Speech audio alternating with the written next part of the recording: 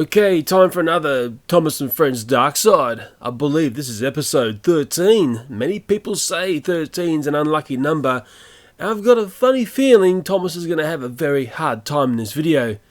Please don't try and emulate the things you see in this video. Leave this sort of work to the crazy professionals like me. Okay, this is the first knockoff toy we're going to take a look at. I've got two of these playsets because, well, one was $30 and one was $40. I'm noticing the prices of these sets is creeping up. Let me throw to some footage of one of the places where I bought this. There was a display on a table to lure children in. There's also another version of a toy that I've already looked at there which had sort of spangling lights, but they didn't have any others. They only had a display model. I'm not touching a display model, but you'll get the gist of the way these are sold, won't you? I just hope I'm babbling on enough here so you can see the train running around on the table, pulling in all the little children, thinking, "Oh look, Mummy and Daddy, there's Thomas the Tank, I want to buy it." Okay, so it looks like a Tomy knockoff that's a blue track. I think the Thomas is very similar to one I've seen in another set, but I'm very curious to see what this set looks like when it's all set up. It seems fairly impressive, and I think I've actually seen a set like this before because I've got that train there with the aluminium coal. I think that one came from that much smaller set there, and I think there's a few crossover parts between this set here and that set there. I think it's important to show this comparison. Remember the Thomas and Friends Auto Crossing set, the most amazing knockoff Thomas toy that I came across, although I shouldn't say amazing with the word knockoff. Basically $60 for that set. These sets was $30, one was $30 and one was $40, and this little set here was $12. So you're starting to get a scale of price versus the box size with these knockoff toys. Well, let me clear this away. Big box, big dollars. Little box, well, little dollars. And we're going to take a look at one of these sets. One I've already had a play with and a look at, but I always want to open it up. This one to show you how little box bloat is inside. Coming in for the unboxing. I slide this tray out, and in here is a beautifully laid out knockoff Thomas and Friends set. Look at that. Barely a scrap of free air. And Thomas is suffocating in that bubble wrap. I'll give him a little breather hole here. He's not coming out of this one. He can stay there, but he'll be alive if I give him a breather hole. Okay, you're fine now.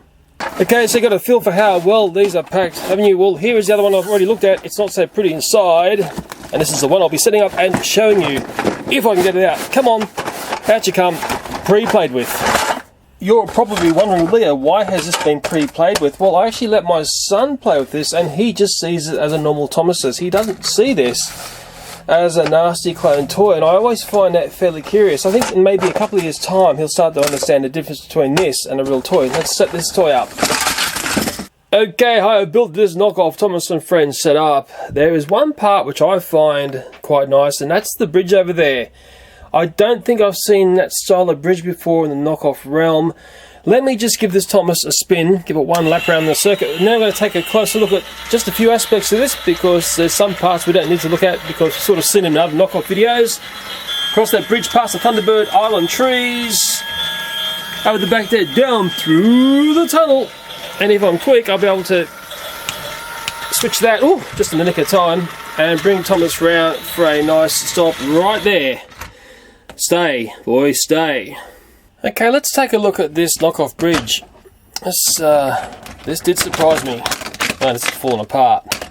Okay, this bridge section, it's a bit like the Jewel of the Crown in this knockoff set. I dare say it is a clone of what Tomy did. There's a few other parts that I've got real parts that we're going to take a comparison to. I don't have a stanchion bridge like this, so I probably need the Tomy fans to let me know. Let's take a look at the extra detail here. Yes, it'll keep the rivet counters happy. You can see rivets in there.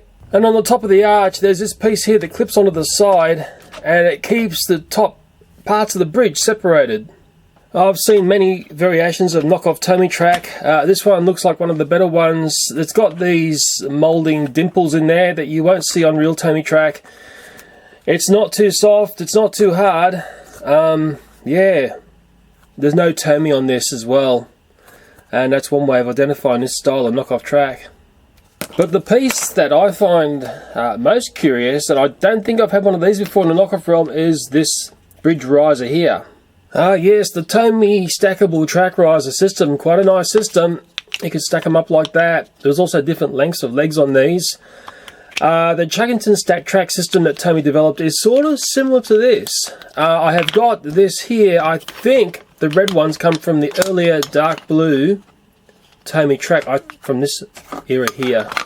I hope I'm right there. I know you're going to correct me if I'm totally wrong, which I usually am. This one here, which I think is Royal McCoy, feels really nice in the hand.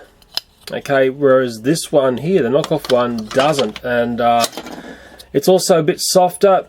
But mind you, I am surprised to see this component here being knocked off and seeing this bridge here, which I think a lot of you will say, hey, it doesn't look too bad, Leo. In a knockoff set, sort of surprising, isn't it? Take a quick look at these wagons next. Whooshka! Okay, there is this. It's a green Annie or Clarabelle, although there's no face on it. It's just a passenger car, isn't it? It's not too bad. I've seen much worse than this. Definitely a rip-off of a Tommy design. It does unclip here. If I get my little fingers and thumb in that section there, I can unclip it. Oh, there you go. So I've got like a really dangerous flat car there with the wheels exposed. Let's take a closer look at this part. I think it's important to take a close look because you start to see the quality of the mould and how much detail is being put through to the toy. It's sort of surprising because some of the newer toys around don't have this sort of detail. They're basically sticker sides now. And the new Thomas & Friends is like that, and you got sticker sides and Annie and Clarabelle. Here is the details around the wheels there. Put it this way, I've certainly seen worse. Here is this goods wagon. You've got some wood detailing there. It's been painted up a bit more than you'd see on the the licensed Thomas toys of today. And that's sort of a little bit scary, isn't it? And I should show you the coupling details as well. I'm talking like a pirate. There is the hook end there, and it's nice and robust. It's not ripping apart of me. And there is the eye end there. Once again, I can't rip this off easily. Oh, yes I can. Welcome to the dark side. And that's why these toys are so dangerous. That becomes a choking hazard. And here's a little blue knockoff hero here. It's got aluminium for coals. So it's going to be all fired up and going really fast. 3308 as a number. The on and off switches on the side. I've had a couple of these types come through now. It's got black wheels with traction tires.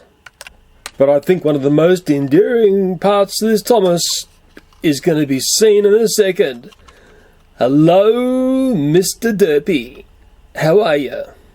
So with derpy eyes like that, it's going to be a clanger in my collection, I can tell you. It's sort of strange because these knockoff toys have got detailings that you don't see on the newer Thomases of today. We've got the yellow lines around the cab, the fact that we've got a cab in there.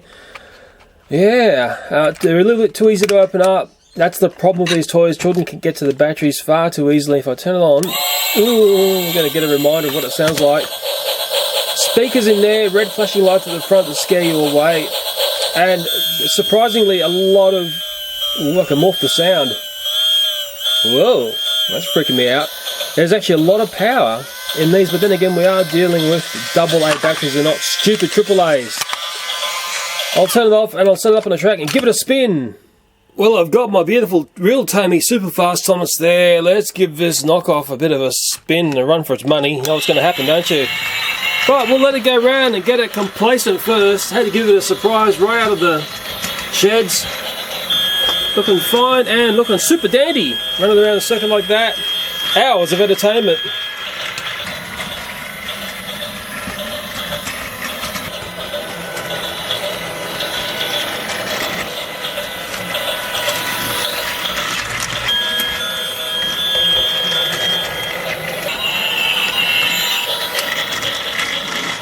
So are you getting a feeling of the wonderment this toy can bring to children? Let's give this little toy a run for its money and introduce into the circuit the real Tommy Superfast Thomas. Okay, let the fight begin. Woo! Well, one thing's for certain, Superfast Thomas doesn't mess around and trying to catch up. And it's gonna be a smackdown. Oh, into the fake wagon there. Oh, it's looking like a ship, bit of a shove. Oh, and the tunnel's been hit! It's looking like chaos, so the tunnel is still pushing and shoving. This Thomas is off the rails, the other Superfast Thomas is stuck. Oh no, it actually looks like the knockoff one's almost back onto the tracks. I can't believe it, it gives, oh, the Superfast Thomas a shove right in the back of Clarabelle. Superfast Thomas doesn't look too well, let's give it another spin. Well, let me reset this real Superfast Thomas back to a nice starting point. Wow, remember the days when you could play with your trains like this without it going... Ah, yes, the good old days. And we'll get the slow coach knockoff started. Woo! Okay, time for Mr. Speed. Off Mr. Speed goes. Woo! And it won't take too long for that super fast Thomas to catch up and give the nasty knockoff clone a bit of a slammer. Oh, into the back again. Oh no, the Thomas has over there been hit. Super fast Thomas is stuck. The knockoff has got through the wagons off the rails there. I can't believe this. This knockoff thing is actually surviving medicine to come around and give a bit of a smackdown. Poof! Oh, wow, it's fighting there. Oh man, can you believe that? Look at that knockoff pummeling the opposition. Oh! I think I'll be giving that fight to the knockoff Thomas. Super fast Thomas isn't doing too well at all. Let's give him one more battle. Okay, in the next battle I will be removing this knockoff bridge here, which looks half decent, doesn't it? Okay, there goes the slow coach, making all the wrong sounds. And he goes, super fast Thomas, woo, off he goes! And it doesn't take him too long to catch up to the nasty nonsense knockoff one. He's looking pretty mean, and it's going to be another smack on the bridge. Whoa, looking ugly, whoa! And it's going to be super fast Thomas's one, yes! The clone's been given the smack out. Finally, a victory to super fast Thomas. Now, yes, certainly an example of the glory days of the Thomas and Friends toys. Remarkable Tomy toy. That one was the last one of the Tomy sets that I saw coming through the stores, and I grabbed it.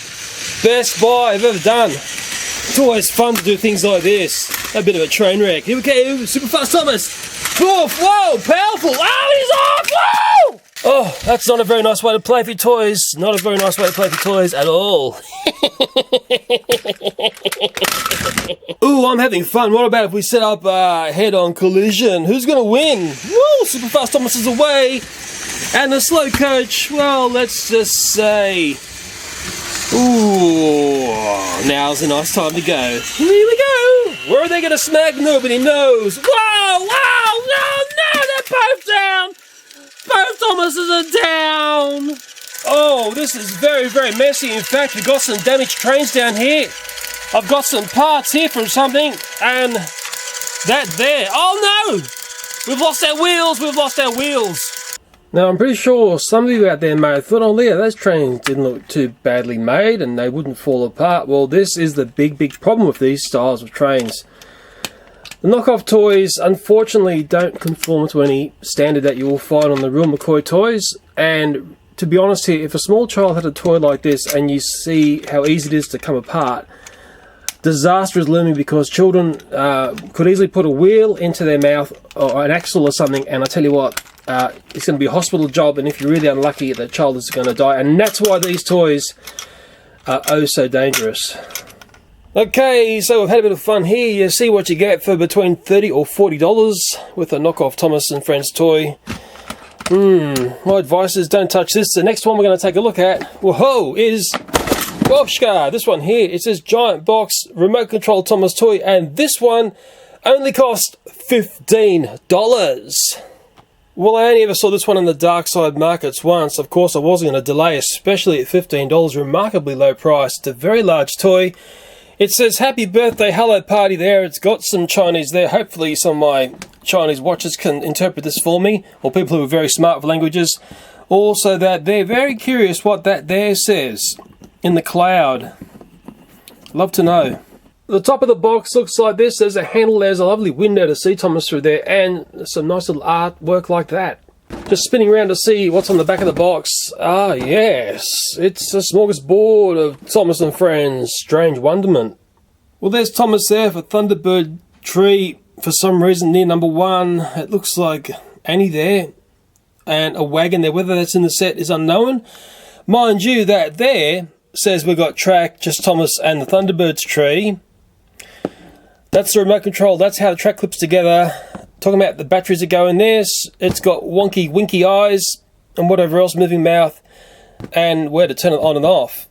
And going back to the remote control, well, look at all those arrows. It is fairly confusing what's going on there.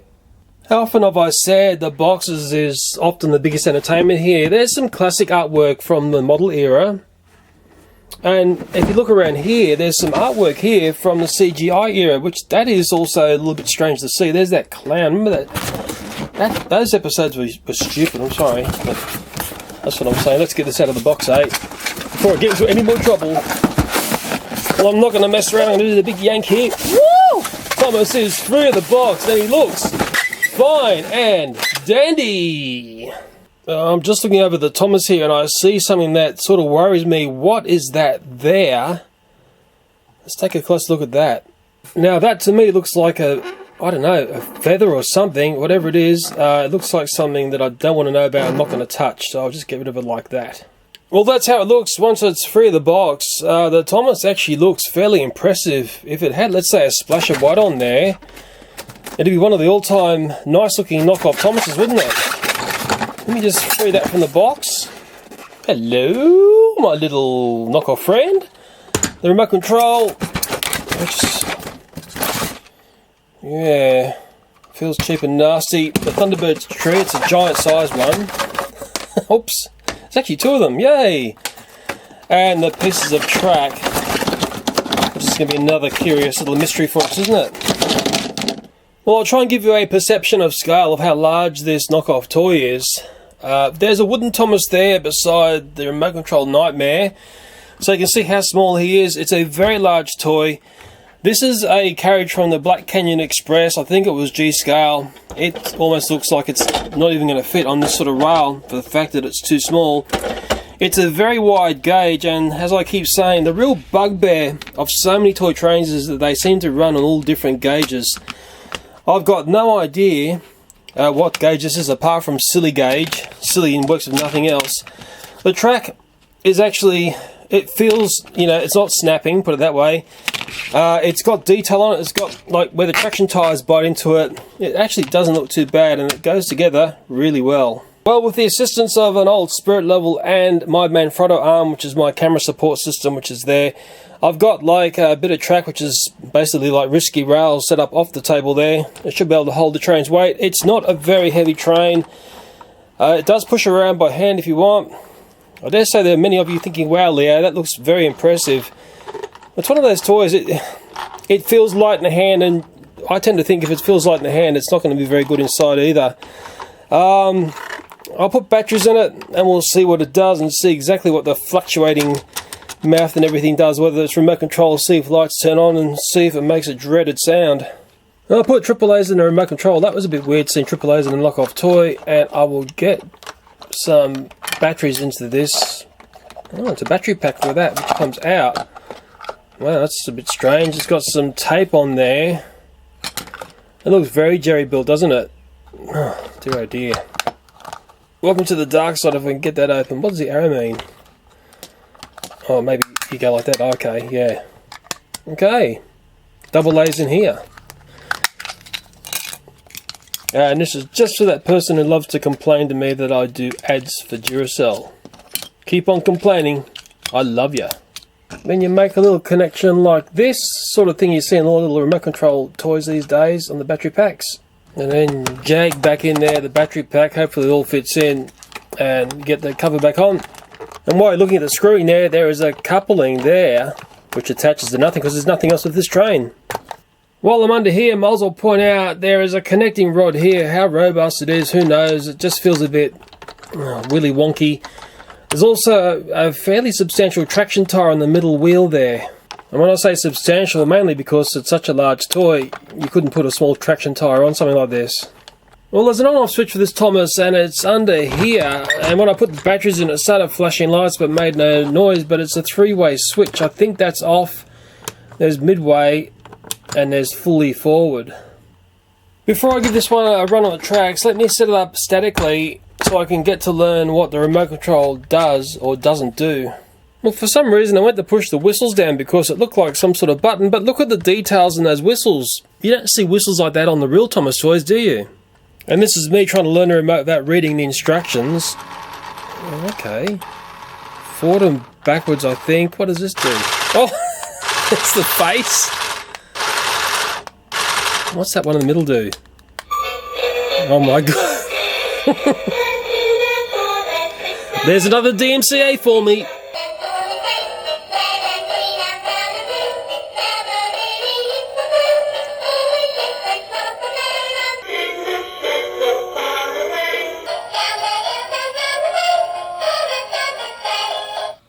Well, I learned a few things about giving it a test. I don't quite understand why the wheels do this, and let me just show you.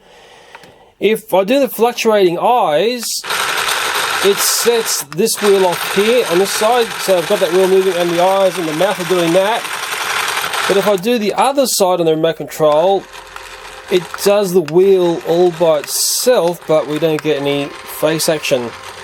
Well, let me get this Thomas onto the tracks. I probably would have lost the rights to this video as soon as that Thomas anthem has played. Sadly, that's the way YouTube plays out these days.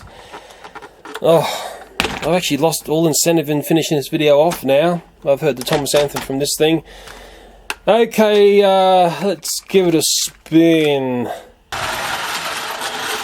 Okay, Thomas power! This thing is a speed freak. I'm actually pressing both buttons down and giving it maximum forward acceleration, and it is completely awesome. Look at Thomas go, even across that dangerous bridge area. Okay, that's both fingers. Let me do one either way, see what happens. Oh, it goes backwards, sort of. And let me do both way, and it goes very fast backwards. Go, Thomas, go. Oh, almost off the Shake Shake Bridge. Disaster's gonna strike. Whoa, almost lost him. I think the next one we're gonna get him. Wow, he's on the Shake Shake. He's gonna die. He's gonna die. Come on, Thomas, you can get out of that situation. Whoa, no, he's down. Thomas is down. But that's alright, Thomas is back up on the tracks. Let's give him another spin. Full steam ahead, Thomas power!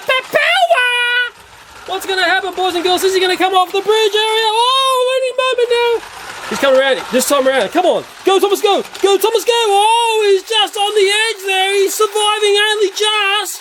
Oh, completely stunt, death-defying Thomas, this guy, I tell you. Come on, let's make him crash. Let's make him crash. Go, Thomas, go. Go, Thomas, go. Go, Thomas, crash. Go, Thomas, crash. He's down. Thomas is down. Okay, let's give this Thomas a bit of a spin inside the circuit there. I've just got the remote control over here. A bit tricky to do two things at once here. Okay, double forward. Whoa, whoa, he's jumped the tracks there. He's very excited, isn't he? Double back. Don't want to hear that Thomas anthem. It's going to ruin it for me, I know. Oh, we're having a bit of trouble here. Stuck there, Thomas. Come on, double back and go. What? What are you doing to me? No, not forward. I'm asking you to go back, son. Go back. You're not listening to me. Okay, here we go. Double back and go. Whoa, and double forward and go. Oh! Smack bam into the camera. Naughty boy. You're going to wreck the lens. And backwards and forwards. Wow! You love me, don't you, Thomas? Don't you? Hey? I think you've just done the lens in. Come on, camera. Oh. There you go. Okay, we're going to play nice now, Thomas. Going backwards now. Bang! Going forwards now. Going backwards now, bang, going forwards now, wow, going backwards now, bang, going forwards now, yeah! Now remember, this knockoff toy was only $15. It's showing a lot of heart, isn't it? It's fallen off the table a couple of times now. The thing that I can't get it to do, and I thought it would have done, would be to spin around because I can get the wheels to work independently. I've been trying to do this by getting the right combinations on the remote. It doesn't want to do it, but if I just press one, I sort of get it-ish. Because I'm only getting drive from one wheel. And again, I'm not getting it, am I? Oh, come on, Thomas. Go! Not the anthem! Ah! Stop it! Come here, Thomas. I do love you. Let's prove how much you love me. Thomas loves me. Whoa! He loves me not. He loves me. Whoa! He loves me not. He loves to fly off the table. Look! Woo! Sort of a surprising toy, isn't it? Remember, $15. That's the part that's most surprising to me. Yeah, the other part, that keeps turning on all by itself. The Thomas anthem. Yeah. It would be. Imagine if Thomas and Friends did a real McCoy toy like this, where we got a piece of track and a bit of remote control play. I think that'd be quite a nice toy to have, and if it was done at a reasonable price. There's actually a remote control Thomas toy I looked at, when was it, last year? And it was a Turbo Flip Thomas. Excellent toy. I tried to destroy it, and of course I couldn't. And that was the whole purpose of me playing with it, just to show you how tough and robust it is. But in a sense, look at the same scales here. They're a very similar size, although I think the Turbo Flip Thomas looks totally awesome. But of course, the differences between these two toys here is this is a licensed real McCoy Thomas toy, and it was also, for me, when I bought it, when it was first on the market, it was up near $100. They did relax in Australia to, I think the cheapest I saw was about $70. Probably half that price in the USA, probably a $35 toy in the USA and other parts of the world. $15 for this, but I think many people would be quite happy if that was a real McCoy licensed toy like that. They'd be very, very happy with it. The fact that we get some track. And I know you'll be asking, Leo, does the Turbo Flip Thomas fit on this very large scale track? Let's take a look. Let's get the wheels in there. No. Okay, the wheel's out there. So that's sort of a shame, because if it did fit on this track, I could have given Turbo Flip Thomas one ride on tracks. Well, it's quite a surprising knockoff toy, isn't it? Don't be too excited by this, boys and girls, because there'll be parts in this that'll come off easily. It's not a licensed toy, so it's a little bit naughty. I think I've sort of proved myself. It's fairly robust. It loves flying off the table. It's quite a speedy unit. I think anyone would be impressed playing with this, you know. The fact that we've got track with it makes it a little bit more fun. The weakest link is this part here. This just feels Chinese, cheap and nasty. That is the weakest link. I mean, the antenna just feels like it's about to fly out. The buttons feel really cheap and nasty. The sort of ones that collapse on you. And I had to turn it off because I had a passion for just playing the Thomas Anthem unannounced. And like I said, I'm going to get into enough trouble as it is. Aren't I, Thomas? Okay, we're going to finish this video off a little bit differently. We're going to blow up the Thomas, the tank, the knockoff one, which is inside that lovely bridge area there. It's all knockoff stuff here. It's not the derpy old one, so I don't mind getting rid of that. We'll blow up maybe the back piece as well.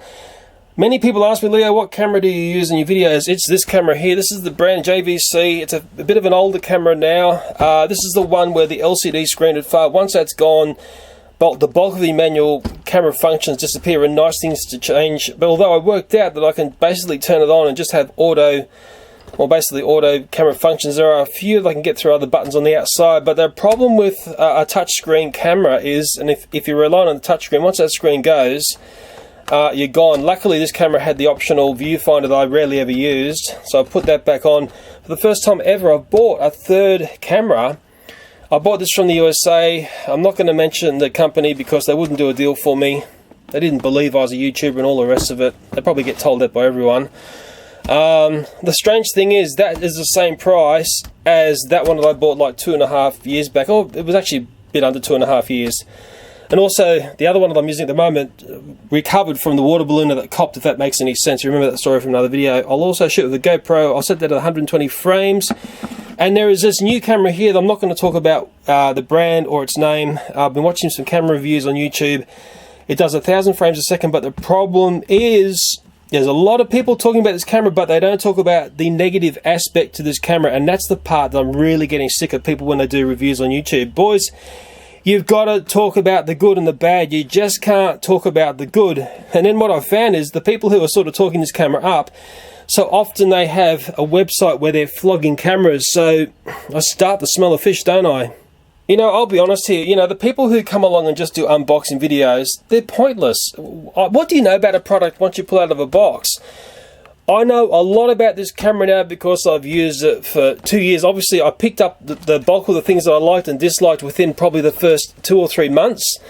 And one of the biggest things I don't like about this camera, and it's a very, very simple one, the on-off switch is here, and it's right in an area where you quite often accidentally turn it off when you're using it. I lost count. If I got $1 for every time that happened to me, I'd be a millionaire. There's some things which are really nice about this camera. There's some things that are really bad about this camera, but I think what you'll find is no matter what camera you use, it's always, you know, wanting to find something that is the mid-ground that can cover as many bases as possible. And that's something that that camera there can do for me. Okay, I'll stop ranting on and I'll blow this puppy. I'm going to come in and do a test because no matter how much I think I know of what I'm doing, I always like to have a bit of a test and just see that I've got a good load in there, not too much flash, and also get my head around the way this camera triggers. To do the 1000 frames a second, I've got a tiny snapshot of time to activate this camera. If I stuff that up, I'll completely lose shooting that shot. Now I'm curious to see which critter here survives the blast.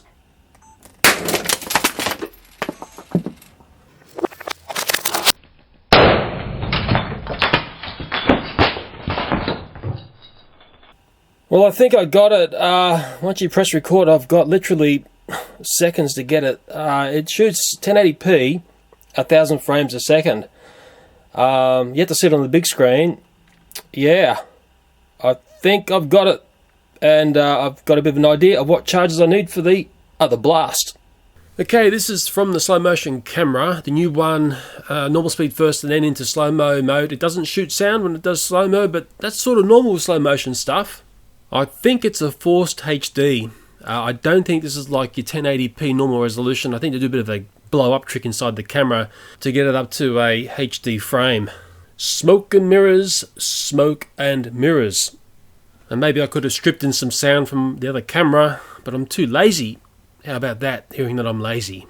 And to protect the camera, I've just put a panel of glass here. It's not a very optimum thing to do, but it's the simple and easiest way that I can stop any high-speed debris from taking out the camera. Well, the main thing for me is that I've learned a lot from doing that. I can see that I didn't overcharge that, which is good. It actually just shot straight up. It has broken apart more than I expected, considering the charge that I put in there. And that's why you do testing. That was something I had around the charge. You can see it's just punched through that. As you'd think, the wheels have all come apart in the axles. And these guys went up in the air and landed, and even though Steve here was right over the center point of where the charge was, right where his cake hole was, yeah, I really thought he's going to get blown apart, but he has survived. Okay, we are loaded and ready to blow. I've added a few other guys hanging about to see if they get affected by the blast. I've got a nice big charge focused up in this area here. I'm hoping to blow the front of Thomas completely off. Hoping to keep the back of Thomas there. I don't know how these guys are going to be with the bridge. And I've got a couple of charges in this carriage here, and I think it'll break up into a couple of parts. Okay, Thomas, you're about to learn why aluminium is a really poor fuel for a steam engine.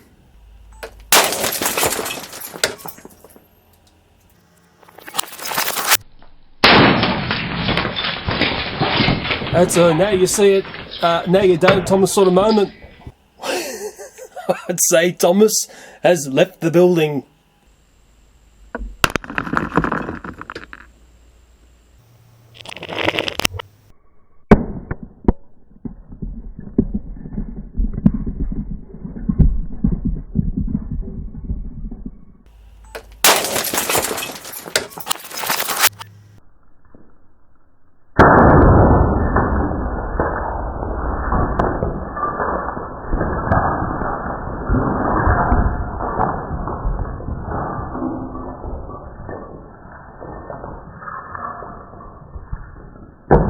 Okay, time for some people's favourite part of these styles of videos, a bit of a crime scene investigation, some material science, because we want to be learning stuff, don't we, boys and girls? We're not blowing things up for fun.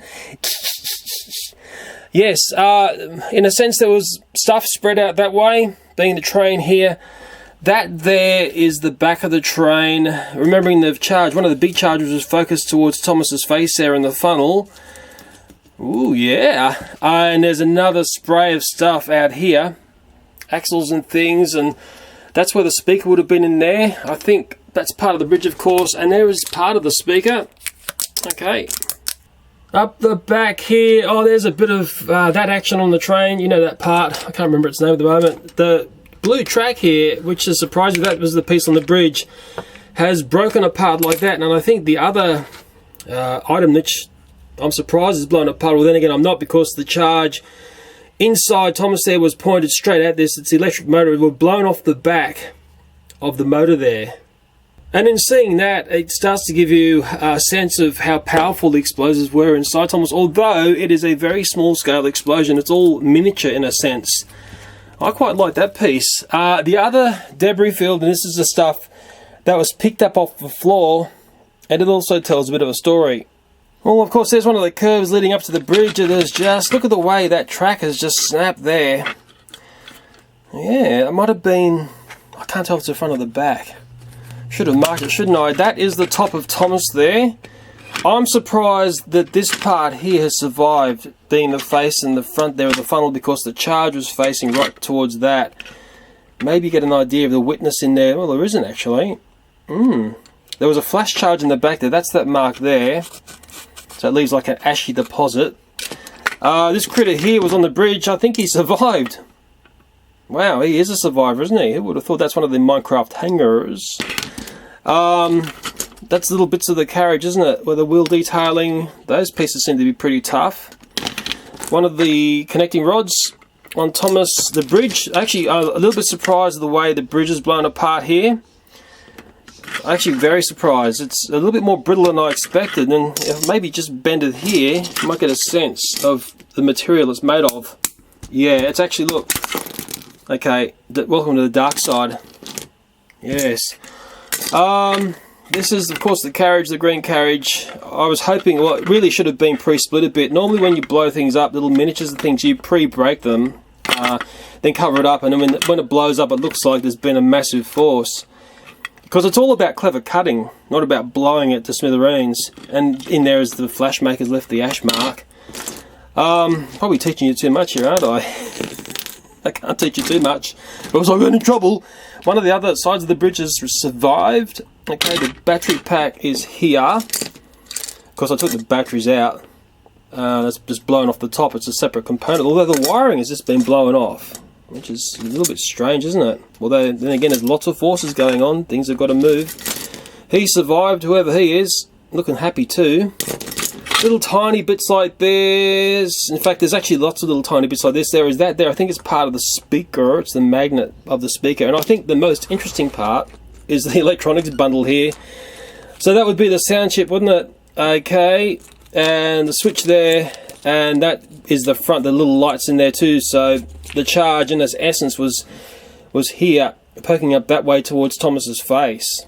I'm not surprised at all this is completely blown apart here, because this area here, I think the engine, or each I think at the engine, I think the motor in these is in here somewhere. And I really haven't seen the back of the motor, or maybe I have. Maybe you guys have. But I am quite surprised that this has survived. Mind you, there's a bit of a fatal sort of crack going up through there. Yes, it all tells a story. And to me, it's all very, very interesting. A lot of wanton destruction just to test a camera, isn't it? I don't often buy cameras. I'm a bit old-fashioned in that sense. A lot of people talking about this camera here have covered up the brand and its number. It's got a fantastic feature, but it's so limited in its timescale that it works, which makes it near pointless. I mean, give me a break. Whoever thinks of these cameras and these fancy items, they put a really, really clever feature in there, and they make it near useless to use. I mean, I've only got to be out by a fraction of a second, and I miss that great bang. It's going to make it a very, very hair-raising sort of camera to use.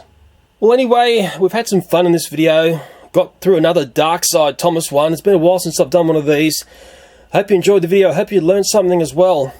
As always, at the end of my videos I say this: thanks for watching, and bye for now.